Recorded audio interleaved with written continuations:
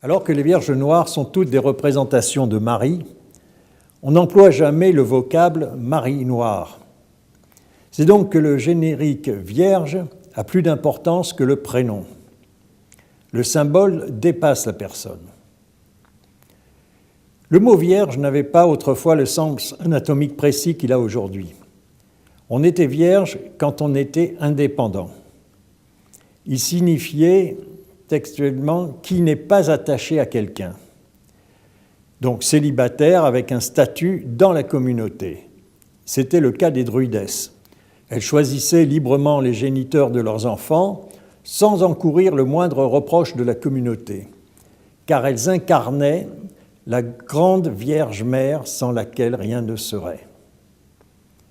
Cela était aussi valable pour les Vestales, qui participaient pourtant aux rites sexuels sacrés, mais seulement avec le roi ou les flamines, c'est-à-dire les prêtres attachés à la divinité gardée par les Vestales.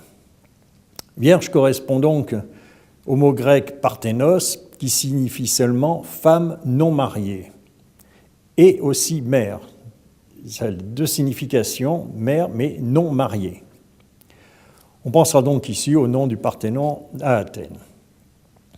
La virginité de la déesse ne doit pas égarer. Point ici idée de chasteté ou de stérilité, bien au contraire. La figure d'Artémis, la Vierge, s'intègre dans la symbolique archaïque des Vierges mères, s'appuyant sur le sens exact de l'épithète parthénos, c'est-à-dire, je le rappelle, femme non mariée et non vierge.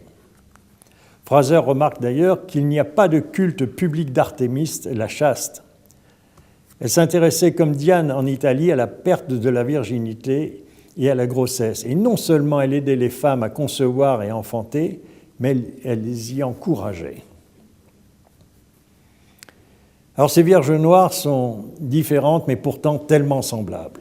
On peut se poser la question de savoir s'il existe plusieurs sortes de Vierges noires, ou sommes-nous en présence d'une seule catégorie de statues, ce qui nous arrangerait bien pour nos recherches.